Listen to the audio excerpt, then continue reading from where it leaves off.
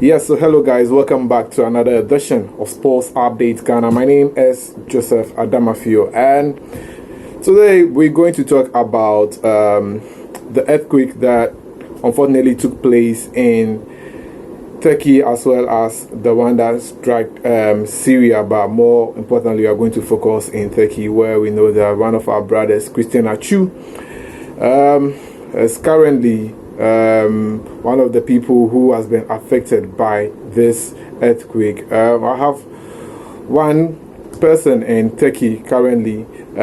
He's going to help me understand the current issues in Turkey and how the earthquake has affected people and more. Let's get straight into the interview and speak with Yusuf, who's currently on the line. Yusuf, good evening and welcome to Sports Update Ghana. Yeah, hello, Joseph. Good evening. How are you doing? I'm good. Yourself? I'm good. Thank you so much. Charlie, I say the earthquake in Turkey is affecting a lot of lives and everything. A lot of people have lost their lives. How is the situation? How are you coping? Thank God for us in our region. Everything is okay. No one is affected. The earthquake didn't affect my region. Everybody's doing well here. But in the southern part of Turkey, where it affected, the city significant lives. About let's say for now, I think 11,000 people have lost their lives, and tens of thousands, maybe approximately 7,000 people currently are also injured. So it's not an easy one. It's a very devastating moment for us now. We are all trying to do our best to help them. And our condolences are with those who have lost their lives and who have lost their family members and loved ones as well. It's not an easy one. Okay. So let me ask. The earthquake happened on Monday dawn. Was there any broadcast or there was any statement that said something like that was going to happen, so people should be cautious? As far as I know, a couple of months ago, even my teacher was telling us that Turkey is susceptible to earthquakes. It's very prone to earthquakes, especially in the southern region, where it happened on Monday.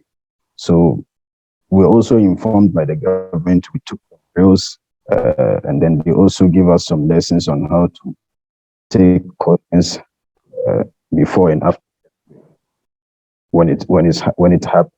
So we had let's say a fair knowledge or fair information about the exact time, the exact month. For we didn't know actually. Yeah. Oh, okay. We're in Ghana. We heard about what happened in Turkey on Monday, and for me, I heard it around 12 p.m. And notable among the issues was Christian Atsu being trapped. How did you hear the news about Christian Atsu being trapped in the rubble? For Christian Atsu, I think it's the same as those who are not Turkey. It's the same for us because we got to know that he was trapped on the internet. So we also read everything like you on the internet. I think a few hours later or after 28 hours or one day, let me say, people came out saying he has been pulled out alive. But now we're also hearing that's not true. Those information are not true. So we just hope he's alive, he's doing well. But for now, no one knows how he's doing.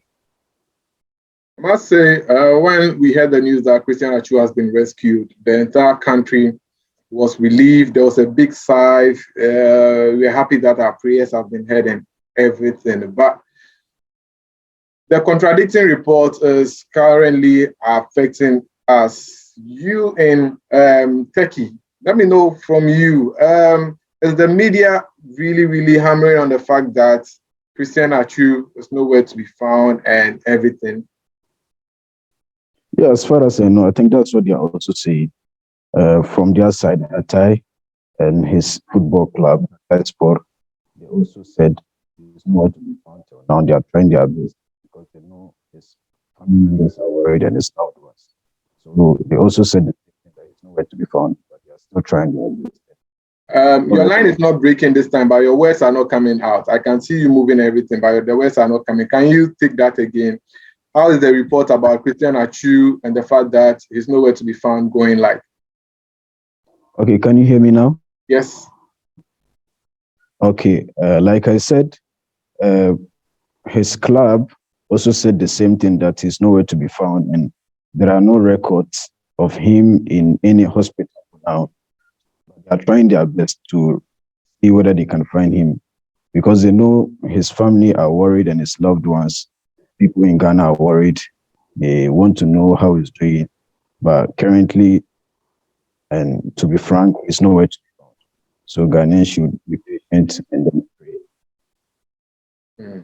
How is the Turkish government handling this? Will you say they are treating it with more seriousness to get sure they save more lives?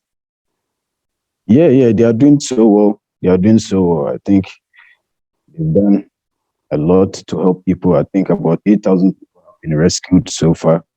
And this information was published that I think more people have been rescued today, more than 8,000, I think.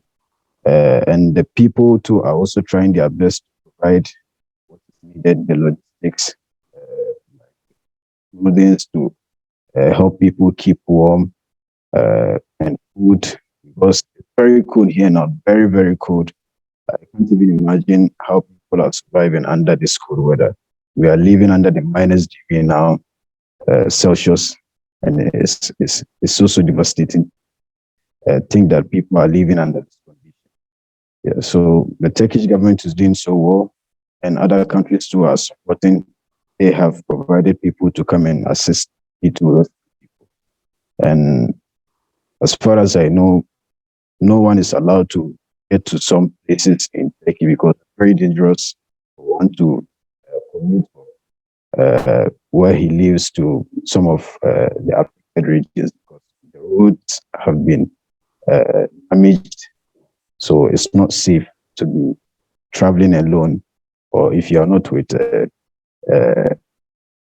let's say, a legitimate team, you can't be allowed to travel to the affected areas for your own safety. Okay. That's great news that I'm hearing. But let me ask you on this one. We heard that telecommunication is a big problem in the affected areas, and the Ghana embassy is saying that maybe that could be one of the reasons why they've not been able to locate Christian Atsu. You think the telecommunication issues are being solved so that people can make calls in Hatia and other places? For me, I've not really encountered any telecommunication issues, but I think it's definitely going to be there. But I've been able to contact one of my friends. I was with him last week in Ankara, but he is currently in one of the affected areas, which is Diyarbakir. Yeah, I contacted him, and then I was able to reach him. He's been well, but in his region, about 24 buildings, and some people have lost lives as well. Yeah, and some have been injured. But I think currently at their place, it's okay. I was able to reach him. But in some of the affected areas, I don't know anyone there to call and then testify. So I can't give account of how the telecommunication are going over there. Okay, so I was even going to ask you if you know anyone who has been affected who might have lost his life or property. For me, I'm a student here. My class group sent a message that one of our class has not been reached till now. We just hope he's doing well. It's a very sad story. He lives in one of the affected areas, and his area, I think, is Hatay or Raman Marash. These two cities are the most affected by the earthquake. So For me personally, all the Ghanaians are doing well. The Ghanaians living in affected cities or regions are safe. And then, as far as I know, the embassy is trying their best to evacuate them as soon as possible. But currently, I don't know anyone. I've been hearing from friends that they have lost uh, friends with their families. But personally, I think on my side, it's quite better. I thank God. We thank God for that. But let me ask you, is the situation serious and scary as it looks? Because we It's hear more that. scarier. It's more scarier than what you see on the internet. Trust. It's more scarier. People are suffering. It's a very tough one. And I was even crying at a point in time watching this. You know, when you understand the language and then you hear the kind of testimony people give, what people are going through in this weather condition and with no food, people have lost their babies, 2 months old baby. And then I know someone who has, I even saw a video of one who lost 12 of his family members, through this earthquake. Yeah, people are really suffering. It's a tough one. It's very terrifying, a lot of terrifying scenes. And it's more scarier on what's on the internet. I'm even shocked. Someone lost 12 Of his family members. That is really shocking to hear. But what is government doing to compensate people, like get them relief from the properties they lost and all that? Is government helping so that people relocate and everything? For now, I think what the government is trying to do is that they are trying to evacuate people, rescue people, making sure that everyone is safe, and then later on they can maybe compensate people who have lost their properties. And I think definitely they are going to do something like that. But for now, I think they are still in the process of rescuing people, and then providing shelter and then comfort for them.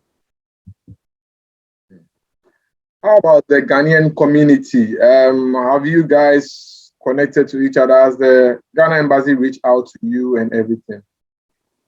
Yeah, for the Ghanaian community, no one, I think, is in a serious problem with this earthquake. We've not heard anything like that. I think everyone is safe. As far as I know, most of us are in Ankara and Istanbul. Majority of us in Ankara was not affected, and Istanbul was not affected. So we are sure that everyone is doing well. And lastly, before you go, have you heard from your relatives and other people? Yeah, a whole lot. And I really appreciate my friends, my old friends who heard about the news, tried calling me a whole lot.